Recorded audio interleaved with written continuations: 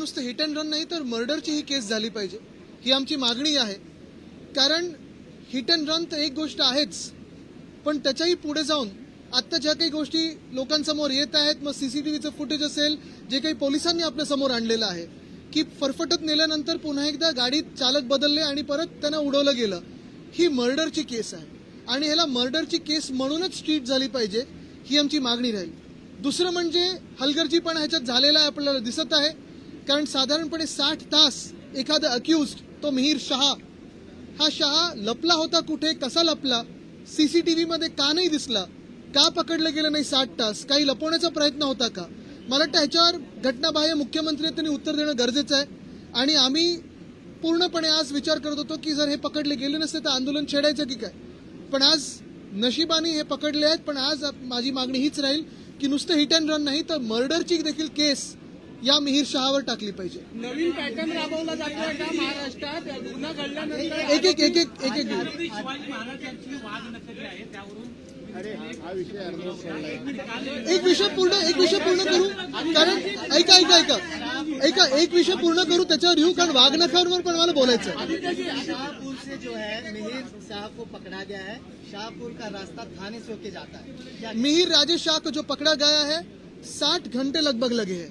मेरा यही सवाल है कि 60 घंटे क्यों लगे, 3 दिन क्यों लगे?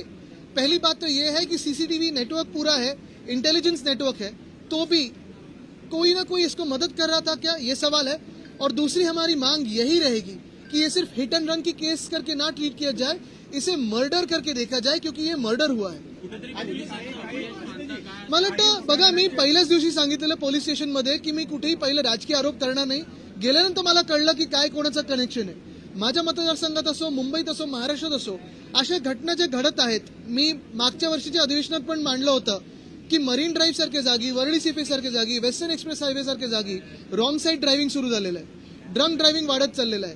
ट्रॅफिक पोलीस आपल्याला अजून नाक्यावर दिसत नाहीयेत, ते झाडाआड वगैरे दिसतात पण नाक्यावर दिसत नाहीत. आणि हे सगळं होत असताना किती वेळ तुम्ही नुसतं सीसीटीव्ही फुटेज आणि तुम्ही बँकेतून पैसे काढणार की जीपे करणार की फाईन लावणार, ही एक गोष्ट झालीच.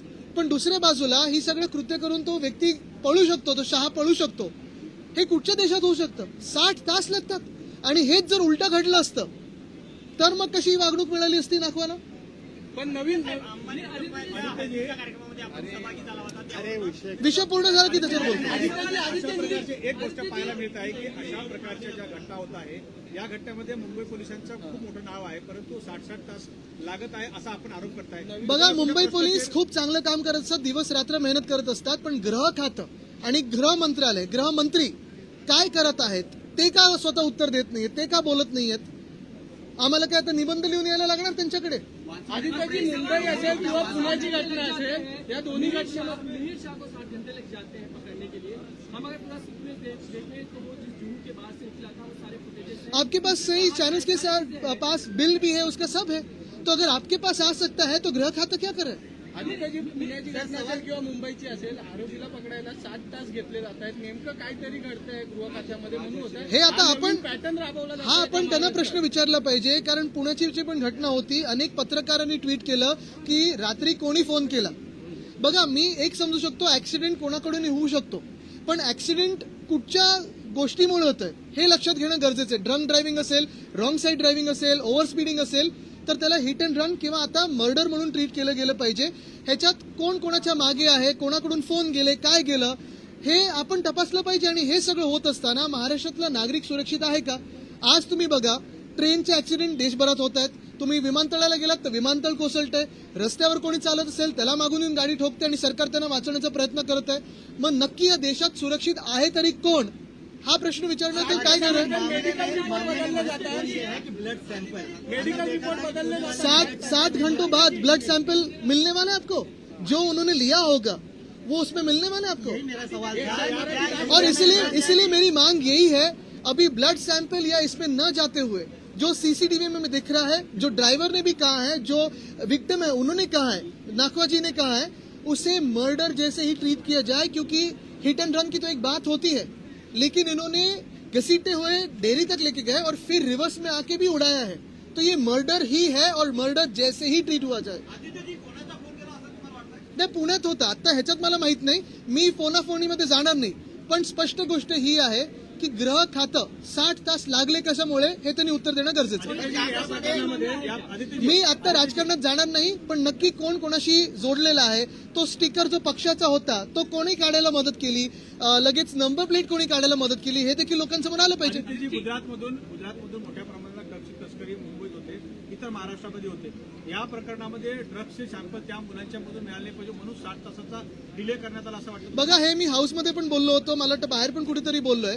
बल्क ड्रग पार्क इथून गुजरातला आणि गुजरातमधून ड्रग बल्क ह्याच्यात इथे आणतात. हा कुठचा न्याय? कशासाठी असं होतंय? आदित्यजी बारसूर रिफायनरी बरोबर आहे.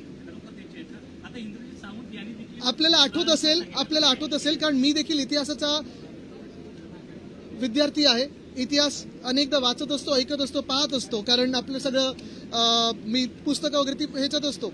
इतिहास मला देखील आवडतो. आणि ज्या मिनिटाला मंत्री महोदयांनी सांगितलं होतं की वाघनखं ती अफजल खानाचा कोथळा काढण्याची आणत आहेत, मला वाटतं व्हिक्टोरिया अल्बर्ट म्युझियम मध्येच खालती दिलेलं आहे की एक कन्फर्म नाहीये की तीच वाघनखं आहे. आणि मी जेव्हा हा प्रश्न उपस्थित केला होता, साधा प्रश्न होता, अख्खाच्या अख्खा पक्ष माझ्या अंगावर आला आणि तरी देखील मी त्या प्रश्नावर ठाम होतो. आज व्हिक्टोरिया आणि अल्बर्ट म्युझियम कडूनच ह्या इतिहासकारांना उत्तर मिळालेलं आहे की तीच वाघनखं आहेत का, तर ती नाही आहेत. दुसरी गोष्ट म्हणजे मग माझा उपप्रश्न हा येतो की मागच्या वर्षी मुनगंटीवार साहेबांनी 10 दिवस युकेचा दौरा केला होता, सगळ्या म्युझियम मध्ये जाणार होते आणि महाराष्ट्राचं जे जे आहे तिथे ते आणणार होते.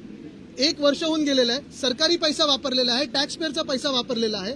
मग त्या 10 दिवसाच्या ट्रिपचा किंवा सुट्टीचा महाराष्ट्राला काय फायदा झाला हा त्यांनी इथे पोडियमवर येऊन जनतेला सांगावं. आदित्यजी बारसूर रिफायनरी जवळील 300 एकर जागा आहे, ही औद्योगिक क्षेत्र म्हणून मंजूर करण्यात आली आहे. आता तिकडचे लोक विरोध करायला लागलेत. आपण देखील यापूर्वी तिथे विरोध केला होता.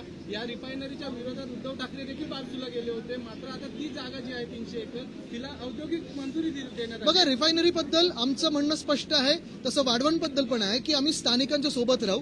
हा देखील जो विषय आहे थोडा अभ्यास करायला लागेल, कारण आपल्याकडून आता मला पहिल्यांदा कानावर येतंय.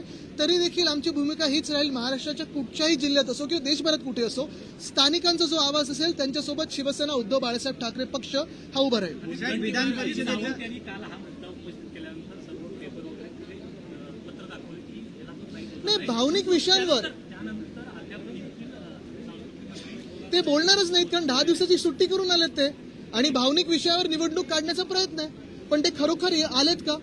वाघनखं अजून आली नाहीत. मागच्या मे पर्यंत येणार होती, जून पर्यंत येणार होती, मग सांगितलं जुलैपर्यंत. आता जुलै अर्धा निघून गेला. 10 दिवसाची सुट्टी झाली, आपल्या पैशावर झाली, पुढे काय? मिलिंद नार्वेकर यांच्या भेटीगाठी सध्या वाढलेल्या आहेत.